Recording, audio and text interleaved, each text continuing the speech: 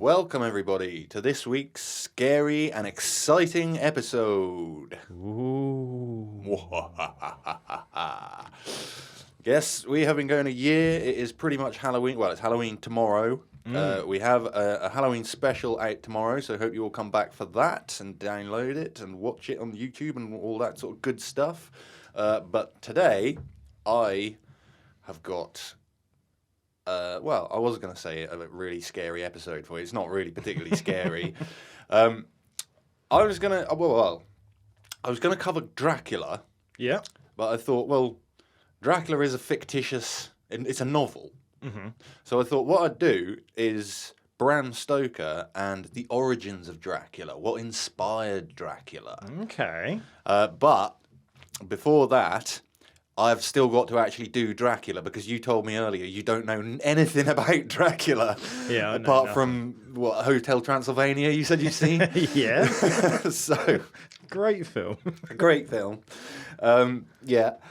So in a nutshell, the story of Dracula is Dracula lives in Transylvania in a castle, but he wants to move to England. Okay. So they send over like an estate agent type dude called Renfield to go and sort out the move. So he's like an assistant.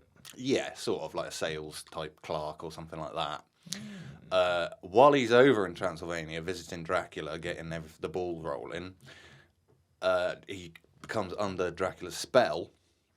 And when he comes back to England, he's absolutely stark staring mad. He's wandering around the place going, the master's coming. He's eating insects and bugs and stuff like that and drinking blood out of rats and all that sort of thing. So they put him in an asylum and they send another guy to finish the job. And I think his name was Jonathan Harker. Definitely Harker. And he goes out there, meets Dracula, obviously carries on trying to do the exchange of estates and whatnot, the purchase in order. But while he's out there, he happens to let Dracula see a picture of his wife. Oh, no. Now, Dracula, when he was just a normal living man, he had to go off to war. This is back in God knows how many hundreds of years ago. His wife heard that he died in the war, so she threw herself from the top of the towers of the castle and died. When Dracula came back from war, found out about his dead wife, and he renounced God and took vampirism until his wife would be reincarnated. Oh. And when he sees Jonathan Harker's wife, she is the dead ringer of his own wife that died many hundreds of years ago. So he's like, right, she's now reincarnated. I'm heading in the right direction. Let's go. So he packs up his stuff, leaves Jonathan Harker in his castle, getting tormented by his other fiends and creatures of the night, and he takes off for England. When he gets to England, he starts spreading vampirism around the place. So that's an actual religion at this point? What, vampirism? Yeah. Or is it something... Well, it's a condition, I guess. Okay. Becoming a vampire. But yeah, like, because he's going around feeding on like all these, scantily dressed virgins with heaving bosoms and stuff like that, and some of them turn into vampires, and then they catch the attention of Dr. Van Helsing. Ah, yes. Who then makes it his mission to try and kill Dracula. Jonathan Harker manages to escape Dracula's castle and gets back to England as Dracula has kind of met his wife, and he's trying to make the moves on her. And anyway, to cut a long the story short, I think it's actually Jonathan Harker that ends up killing Dracula, not Van Helsing. Ah, not what the films tell you. Yeah. Van Helsing was more just the knowledgeable guy. He's the guy that knows that Dracula is undead and, Nosferatu and all that sort of thing. But I think it is actually Jonathan Harker that actually kills Dracula and obviously saves his wife from becoming Dracula's new bride. Yeah, I'm following that. With a stake through the heart. and I think they cut his head off as well. Oh, yeah. Kick him while he's down. Because obviously with vampires and Dracula, he can't come out during the daytime. The sunlight will burn him. A stake to the heart will kill him, and beheading, I think, is part of the ritual of actually killing him. Other than that, it's only the light of the sun, I think, that will do it. Ah, so the other things that we've been told, like crosses and garlic, is just He has an aversion to crosses because he's a renounced god. Yeah. I can't remember. I mean, possibly an aversion to garlic as well, just because he doesn't like the smell of it or something. I don't know. Possibly not casting a reflection in a mirror might be due to the Dracula book as well. I've not actually read the original book by Bram Stoker, so I can't really confirm that. But those are all typical myths of the vampire and Dracula and stuff, yeah. Yeah. So now we've got that sorted. How did this guy come up with this story in 1897? Oh, wow. I always thought it was older than that. No, 1897 he published it. You've surprised me with the times. With the dates. Yeah. Whee! It's about time. Yeah, I really thought that was... I don't know why. I just thought with castles and things like that, medieval times. I don't know why. I know that sounds silly. That's fair enough, yeah. I was thinking 1600s, that kind No, of thing. no. Well, I suppose it's because in the story of Dracula, he's already been alive for several hundred years, hasn't he? So I guess that might be why you think that it's older than what it is, because obviously the story starts back in like the 1400s or something like that, where Dracula's already like That several makes hundred years sense. old. Okay. But Bram Stoker, or Abraham was his real name, Abraham Stoker, he liked being called Bram.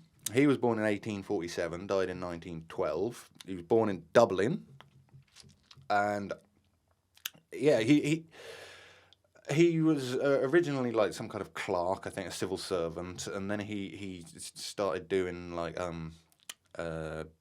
critic reviews for the theatre, and that's how he kind of got into writing, and then he developed that and became an author of novels. Dracula was not the only novel that he did. So I was quite surprised by my research here, because like almost everything I thought I knew about Dracula and Bram Stoker was completely wrong.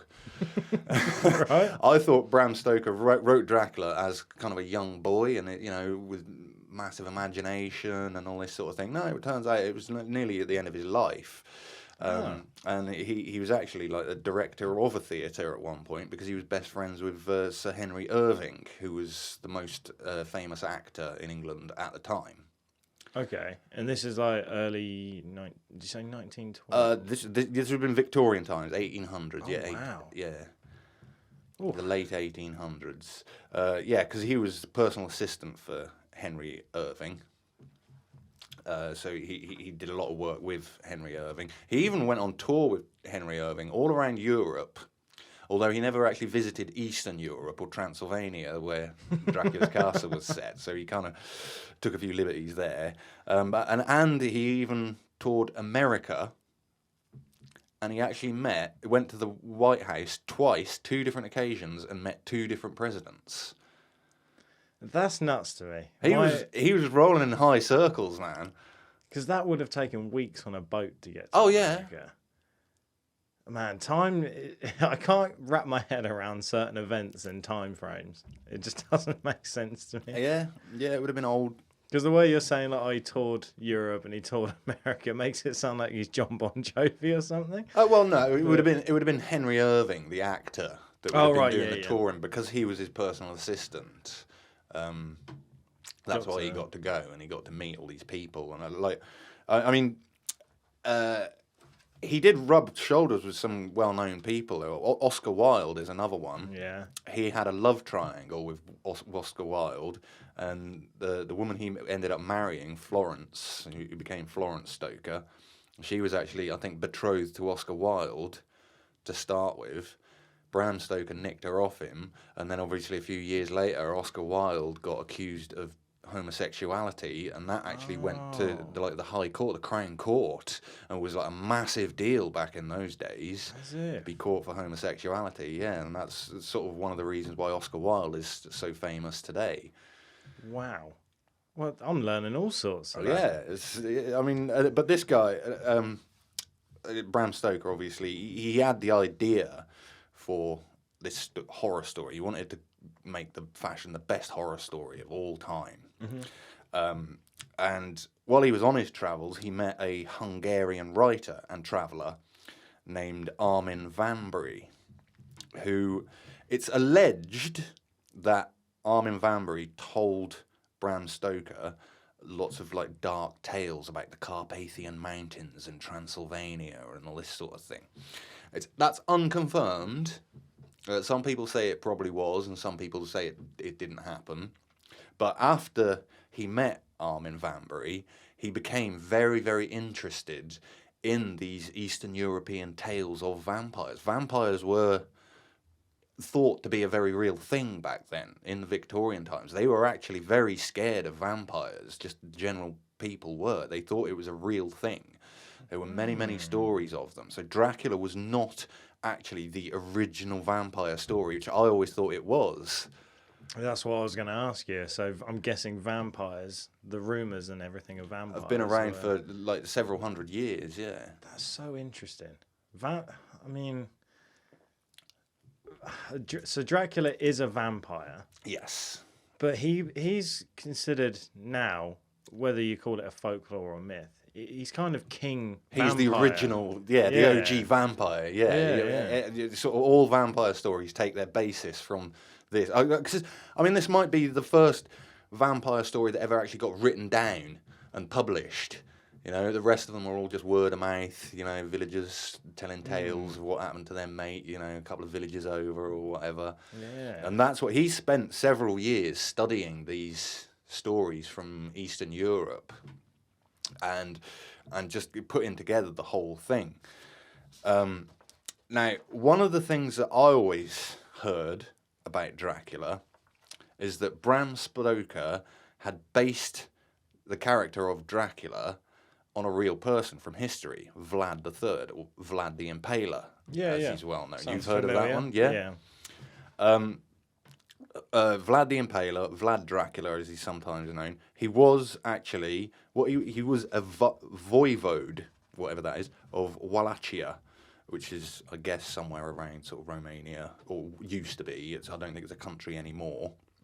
That he ruled Wallachia 3 times, between 1448 and 1477.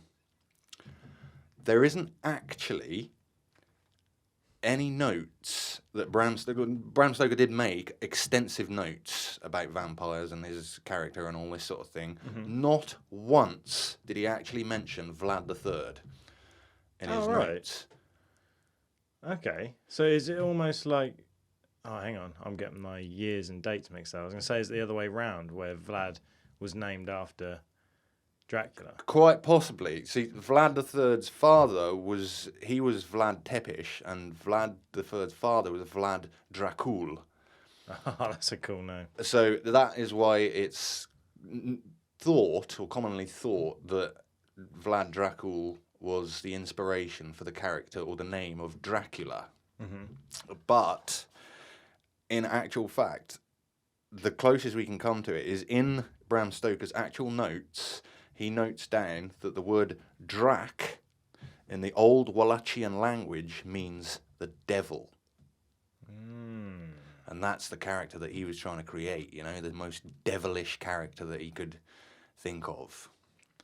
Yeah, okay. I can kind of see, looks-wise, a slight comparison to Dracula and the devil, I suppose, minus the horns. But at the same time, Dracula obviously was a part love story as well. Oh, with the wife and... Yeah, the wife and that. And what Bram Stoker did with Dracula was he brought sex appeal to vampires. Yeah. You know, there's this, not blonde, but pale-faced gentleman who comes around at night trying to woo the ladies. You know, like I say, all original films and stuff are very heavy on the scantily dressed virgins with heaving bosoms and all that sort of thing. You know, So that's what Dracula did for it. Rather than being like a scary, ugly monster, Dracula was a very charming, gentleman, smooth operator. Yeah, exactly. Yeah, slick back hair and all sorts. Yeah, yeah. And obviously, like, his pale skin would have been a sign back in those days of him being a very wealthy man. Because wealthy people liked pale skin because it showed that they didn't work out in the fields under the sun. Yeah, I thought that's what you meant when you said it, like they'd been indoors more. Yeah, yeah. So they'd have other people doing things for them. Yeah, exactly, so, yeah. But having pale skin was kind of a sign for I'm wealthy back in those days. Which is crazy because nowadays everybody wants to be tanned. Yeah. Like fake tan and everything. Yeah. So, when Dracula arrives here in England, when he first sets foot on English shoreline, he's transformed into a dog, a black dog. Oh, come on. At no point did I think this was going to start getting silly. Oh, well, it's a fictitious story. And Dracula could apparently change into a bat, and I think rats and dogs. So I didn't know about rats and dogs. I think those are the only three that he can transform it, or he does transform into in the story, at least in the film. He does anyway. But yeah, in the book, he wades on shore as a black dog, and he runs up 199 steps to the graveyard of St Mary's Church in the shadow of Whitby Abbey. And it's Whitby Abbey that Bram Stoker took his inspiration for the estate that Dracula wanted to buy here in England. He called it Carfax, the Carfax estate. Mm-hmm. Now, there is a place called Carfax Abbey, and that estate is located in Purfleet, which is just north of central London. Oh, that's a nice word, Purfleet. But in the book, at no point is Carfax followed by the word Abbey. It's always just called Carfax or the Carfax estate. Mm-hmm. Okay. So it's only assumed that that's where he was talking about. But the description of it was very much based on Whitby Abbey, which is this massive Gothic building. It's a ruin these days. Right. But massive, very Gothic, very quite an imposing looking place, to be fair. Yeah. You can understand why he picked Whitby Abbey to be Dracula's castle, sort of thing. Okay. It is a scary looking place. It's got those kind of vibes. Yeah. But he wrote the book mostly in Scotland, in a place called Cruden Bay, and not far from there is a place called Slains Castle, and that is thought to house an octagonal room that is also featured in Dracula's castle. Octagonal? Yeah, an octagonal, eight-sided. Eight sides. Okay. Yeah, I think Dracula's main hall was like octagonal, eight-sided room. That's different. Yeah, very different. But, this is where he was drawing his inspiration on his travels around the country with Irving, and with his wife when he was just on holiday, obviously. He was going to these landmark places and drawing his inspiration from it and thinking, this looks creepy, this is cool, I'm going to put this in my novel and this in my novel. And, it's very interesting. I've got a question. Go for it. I raised my hand. Yeah, go for it. I've just made a slight connection there. The dog isn't as silly as I first thought. Do you remember a few podcasts ago, there was some sort of Irish folklore about, I can't remember what it was, but something. Do you remember something could turn into a black dog? Was it goblins? Something like that. I don't know. I can't remember now. But there's a little connection there because you said he was from Dublin. Yes, he was born in Dublin. So but lived.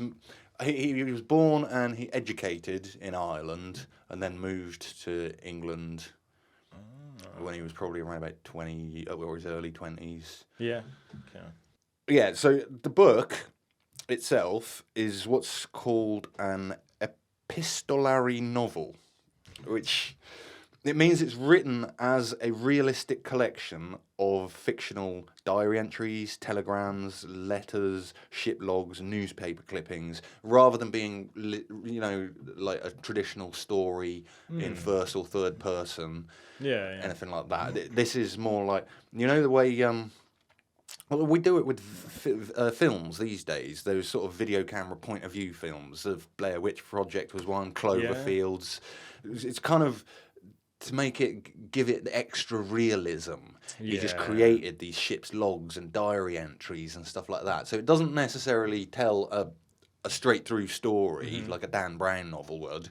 But that's how he did it, to try and create that realism, which is what made it take off so well. The original 541-page typescript Wow. was lost until the 1980s. Oh, so they recovered it. Yep. It was lost for nearly 100 years, where it was found in a barn in Pennsylvania, USA. He must have taken it with him while he'd gone on tour with Irving and just lost it somehow. I don't know how you lose your main typescript for a book, but, that's where it showed up. And Bram had handwritten and amended the name of the book from Dracula to The Undead. But for whatever reason, when it went to publish, they kept the name Dracula. They preferred just Dracula. It's different. Yeah. Some of his notes were also discovered in the London Library in 2018. Just random notes tucked inside some of the books that Bram Stoker was studying for his research. So he's leaving notes all over the place. Yeah. You know what I mean?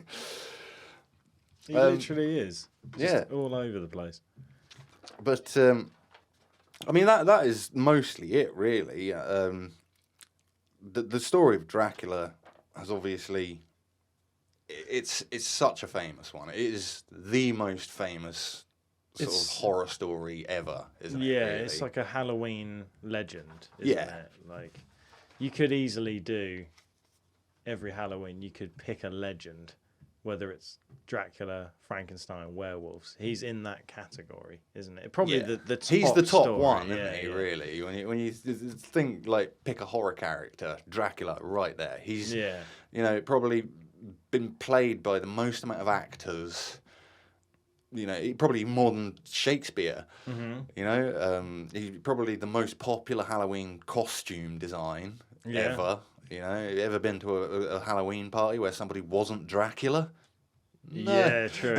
You know what I mean? There is actually a current wrestler to this day. I think his name's Danhausen, and his whole gimmick, like everything he does, is based on like Dracula. Oh, really? Yeah, he's got his own little things where he has like jars of teeth and stuff, which is a bit out there. But yeah, face paint and stuff, and the hairstyle, it's all like Dracula related.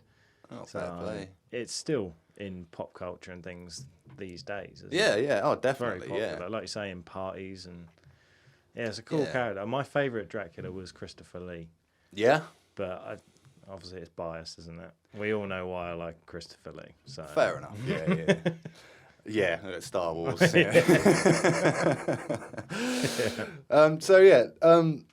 Stoker, obviously, 1912. He actually eventually died. After suffering a number of strokes, he finally died at number 26 St George's Square in London on the 20th of April 1912. His death certificate lists the cause of death as locomotor ataxia, 6 months, which no one actually really knows what that means, but they presume that it's a reference to syphilis. He actually died of syphilis. Oh, okay. So while he was on tour, Well, this is the thing. Because of the whole love triangle, and his wife claimed that it was a very loveless marriage. It wasn't. It was more of a obligation. If you know what I mean. And there are rumours that Bram Stoker himself may have been gay. Oh, okay. I don't honestly know if that's true or not. I didn't really spend much time, on that side of things, because his sexuality, it doesn't matter. Doesn't matter, does it? Same as Shakespeare, they always said that he was gay. Yeah, possibly. Possibly, yeah. Possibly. But it doesn't matter, does it? No, not at all. It was, obviously, they're both very creative people. So what does it matter? It's their creations that we celebrate, Yeah. not themselves, really, isn't it? So, after his death, the first film adaptation of Dracula was F.W. Murnau's film Nosferatu in 1922. Have you ever seen that one? Never. It's an old black and white silent film with a bold Dracula with the pointy ears. Oh, wow. Okay. Yeah, and he walks around the place with his hands in front of Oh, him. I've seen a picture. Yeah, you I've surely seen a have seen picture. something to do with that one. It was really quite a well-known film. It did do really well at the time. And so Bram Stoker's widow, Florence, sued the filmmakers, claiming that she had not been asked for consent to make it, nor offered any royalties for the story. Wow. Okay, so they done her dirty there. Yeah, they did, yeah. And obviously, yeah, so that was the first one. And nowadays, there are hundreds of films that are either about Dracula or include Dracula, like you say. Hotel Transylvania is one that you've seen. Renfield, that's only... Renfield is, just released a few weeks ago or months ago. Yeah, something like that. Yeah, I've not seen that one yet myself. I'm quite interested. Been told it's very good. But I thought I would go through just a small list of some of my favourite films, Dracula films, and this is my section of pop culture. Pop culture. Yes. You've even got me doing it now. I'm glad you're doing some pop culture. You got to keep things relevant, for the young'uns. So, as you said, Christopher Lee was in the original film called Count Dracula in 1970. Yes. Christopher Lee, obviously the best Dracula, wasn't he? Yeah. I think so. He was probably the actor that played Dracula the most amount of times as well. Because he did play Dracula in several films, not just that one. But that was just an award winner. That makes sense, because I'm pretty sure that's the reason in Star Wars he's called Count Dooku. I think it's a reference to his work and his acting as Dracula. Towards Count Dracula. Quite possibly, yeah. Okay. Yeah, I'm pretty sure he holds the record for the number of times he's played Dracula. Yeah, he does a good job of it. He did do a good job of it. In 1992, the film that I guess I first came into contact with Dracula. Well, no, I didn't. But Bram Stoker's Dracula. And that was Gary Oldman. Oh, yeah. Obviously, Keanu Reeves was Harker. It was Jonathan Harker. And Winona Ryder was Mina Harker. Yes. Dracula's love. Amazing film. Really good. And a really, really good, accurate representation of the original story in the book. I guess that's why they called it Bram Stoker's Dracula, because they wanted to stick to the story as closely as possible. Yeah. Whereas a lot of the other films, it kind of goes out the window. Dracula is Dracula, but everybody else kind of gets either missed out or mashed up. Yeah. 1995, another one of my favourites, Dracula Dead and Loving It. With Leslie Nielsen, the guy from The Naked Gun. Yeah. With the silver hair, he plays Dracula. No way. Yeah, it's a Mel Brooks film, that one. Is it a comedy? Yeah, very much so. It's extremely funny. It's got to be a comedy with that guy in it. Yeah, it definitely is. He does do a really good one. And I should I list some scenes out of it? I don't know if I should or not, but let people enjoy it. Yeah, go and watch some of these films. For some reason here, I've got Van Helsing written on my list. It was 2004. Hugh Jackman. That's Hugh Jackman, legend bloke. But from what I can remember, the film was kind of pants. Yeah, it wasn't great. No, I don't know why I put that on the list. And I don't think it even had Dracula in it. See, when you mentioned Van Helsing earlier. Yeah. And you said about that other guy, was it Harker? Harker, killing him, not Van Helsing. It triggered my brain, and I went, I actually don't remember Dracula being in it. I remember it being some sort of beast. That's what I thought. He does go around like killing vampires, and they're coming out of the walls, aren't they? They're everywhere. But I don't actually recall Dracula. No, I don't think he is being in Van Helsing. Someone will let us know. So I'm sorry for including that one on our list because it really shouldn't have been on there. Yeah. I think the look of Van Helsing's very cool, like with the hat and everything. I think he looks the part. Yeah, he does look the part, and but it just seemed a bit technological. Yeah. In a weird sort of sci-fi sort of way, wasn't it? I remember it needing more action. And less CGI. Yeah. The CGI is very obvious in that one. Yeah. But Hugh Jackman, what an actor. Incredible. Yeah. And finally, I'm going to take you back to 1979. This one is definitely my all-time favourite Dracula film. It was called Love at First Bite. George Hamilton was Dracula. Right. It is a comedy horror. Okay. It's got a really cool dance scene. Right, so let me set the scene for you here, right? In Love at First Bite, at the start of the film, it's 20th century, and Dracula is still in Transylvania, but the locals have got fed up of him. Like, when he goes out into the village, they've all got their pitchforks out, and they go, "No, you killed my mother!" And he's like, "What is your name?" And he goes, "Oh, such and such." And he goes, "No, I killed your mother and your sister." Jeez. And they're just, like, running him out of town. But he's got, like, a Time magazine or something like that in his castle with this model called Cindy Sundown. He falls in love with her. So he's like, right, I'm going to America. So off he goes to New York, right, to find this supermodel, which he does find her, and he woos her and whatnot. And he has to bite her on the neck or drink her blood or whatever 3 times for her to become a vampire and for them to live the rest of eternity together or whatnot. Right. Unfortunately, on his way to America, Renfield is his little assistant in this one. Mm-hmm. He's a really weirdo-looking bloke, really weird voice and stuff, like glasses, and he's just a really odd character. But Renfield is looking after him while he's being transported to America. When they're on the plane, unfortunately, there's also another dead body on the same plane, and obviously, it being a comedy film, the two get switched.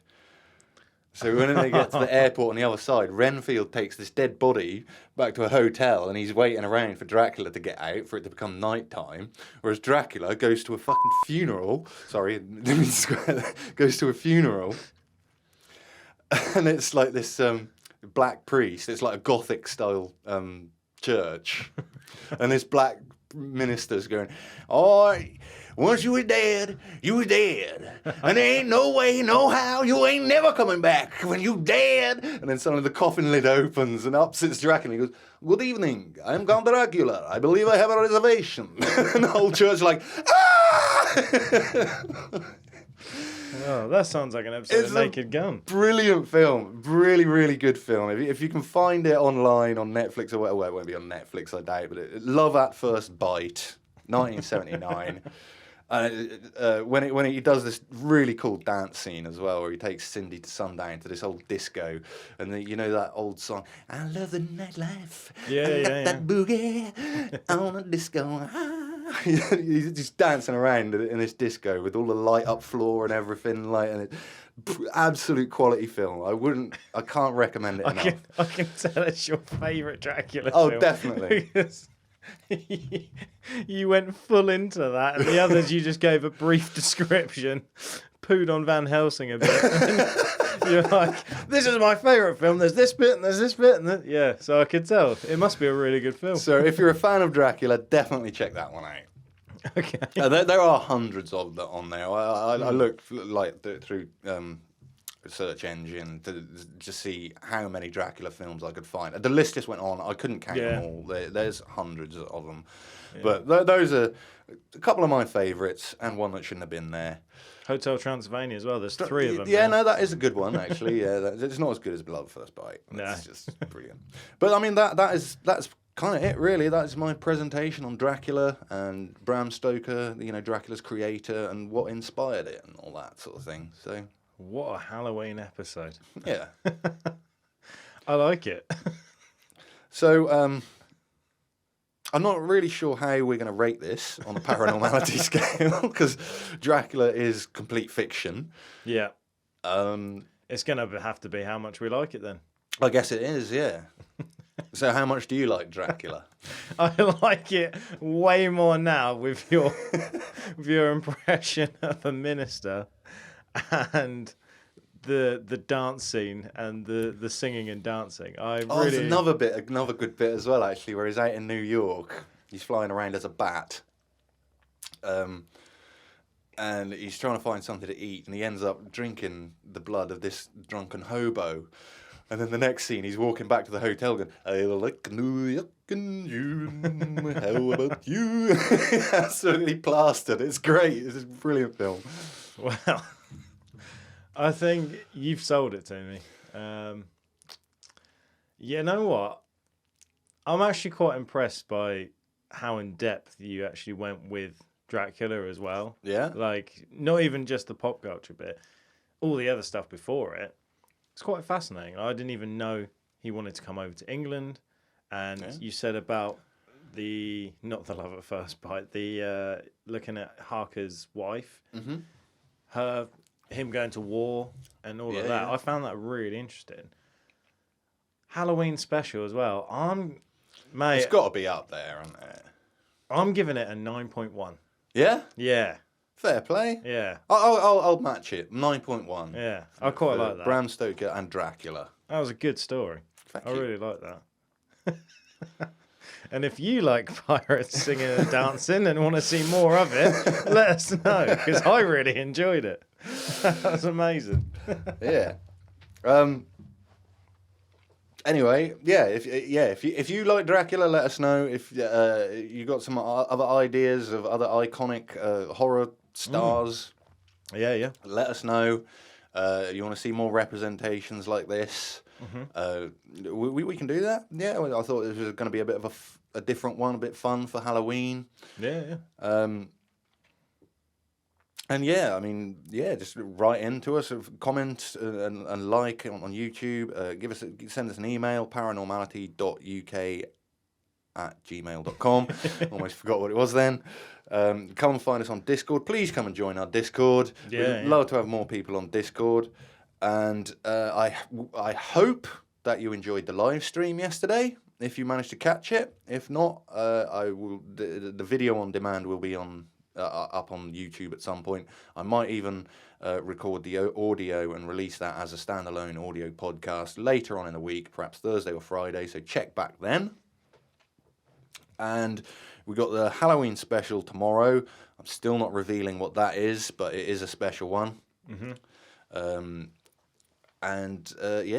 Happy Halloween, everybody. And thank you for a great year. Yeah, thank you for sticking with us for a year. And, all the support and all the love, all the downloads. We're one of the 10% that actually made it first 12 months. Yeah. So thank you to you guys. Yeah, we love you all. Yes. Happy Halloween. Until next time, I've been Pirate. I'm Josh. This has been Paranormality UK. Ta-ta. Ta-ta. I want to drink your blood.